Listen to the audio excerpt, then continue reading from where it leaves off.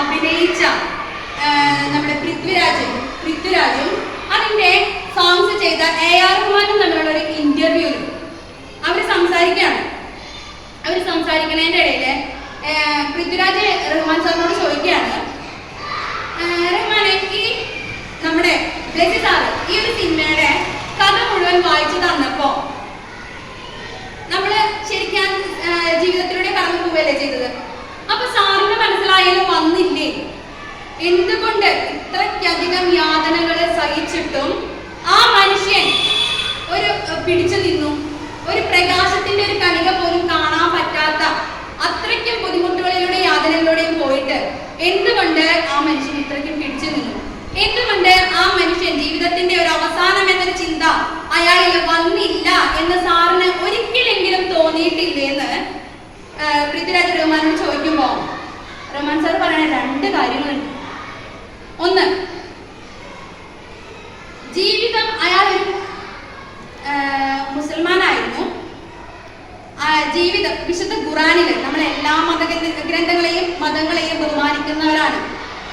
ആ വിശുദ്ധ ഖുറാനിൽ പറയുന്ന ഒരു കാര്യം, ജീവിതം ദൈവത്തിന്റെ ദാനാണ് അല്ലെ. നമ്മളുടെ ഓരോരുത്തരുടെയും ജീവൻ ദൈവത്തിന്റെ ദാനാണ്. നമുക്കതിൽ എന്തെങ്കിലും അവകാശം ഉണ്ടോ? ഇല്ല. അതിനെ അവസാനിപ്പിക്കാവുന്നൊരു ചിന്ത പോലും ഖുറാനെ സംബന്ധിച്ചോളം ഹറാമാണെന്നാ പറയുന്നത്. അതൊന്നും. രണ്ടാമത്തെ ഒരു ചിന്തയാണ് ഏറ്റവും ഇമ്പോർട്ടന്റ്. നമ്മുടെ ജീവിതത്തിൽ വരുന്ന വെല്ലുവിളികളെ നമുക്ക് രണ്ട് തരത്തിൽ കാണാൻ പറ്റും. നമുക്ക് കുറെ ബുദ്ധിമുട്ടുകളൊക്കെ ഉണ്ടാവും അല്ലെ.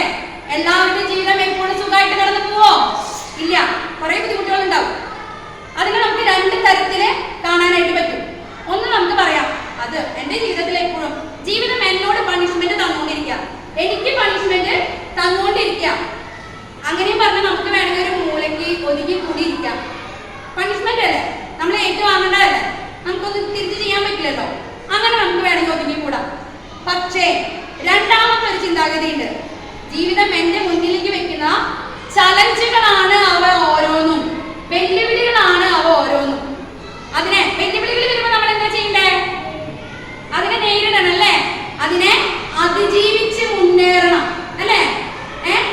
അത് വെല്ലുവിളികളാവുമ്പോൾ നമ്മൾ അതിനെ അതിജീവിച്ച് മുന്നേറാനാണ് ശ്രമിക്കേണ്ടത്. അങ്ങനെ അതിജീവിച്ച് മുന്നേറാൻ തയ്യാറായപ്പോഴാണ് പലരും പലയിടത്തും എത്തിയിട്ടുള്ളത്. എടശ്ശേരിയുടെ ഒരു വരിയുണ്ട്, ഇടയ്ക്ക് കണ്ണീരുക്ക് പുരട്ടാത്ത ജീവിതം പലഹാരത്തിന് എന്ത് രസമാണത് അല്ലെ. ഇടയ്ക്ക് കണ്ണീരുപ്പ് പുരടണം, കണ്ണീരിന്റെ ഉപ്പ് വീഴാത്ത ജീവിതങ്ങൾക്ക് ഒരു രസമില്ല എന്നാ പറയുന്നത് അല്ലെ. അപ്പൊ നമ്മുടെ ജീവിതത്തിലെ സുഖമായാലും ദുഃഖമായാലും മാറി മറിഞ്ഞു വരുമ്പോ നമ്മൾ എന്ത് വേണം?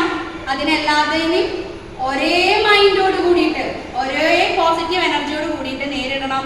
വെല്ലുവിളികളാണെങ്കിൽ അതിനെ ഡബിൾ പോസിറ്റീവ് എനർജിയോട് കൂടിയിട്ട് നേരിടണം, അതിജീവിച്ച് മുന്നേറണം. അതാണ് നമ്മുടെ ആദ്യത്തെ ചിന്ത. നമുക്ക് പോസിറ്റീവ് എനർജി തരണ ആദ്യത്തെ കാര്യം എന്തായിരുന്നു? Replace your mind or reset your mind. രണ്ടാമത്തെ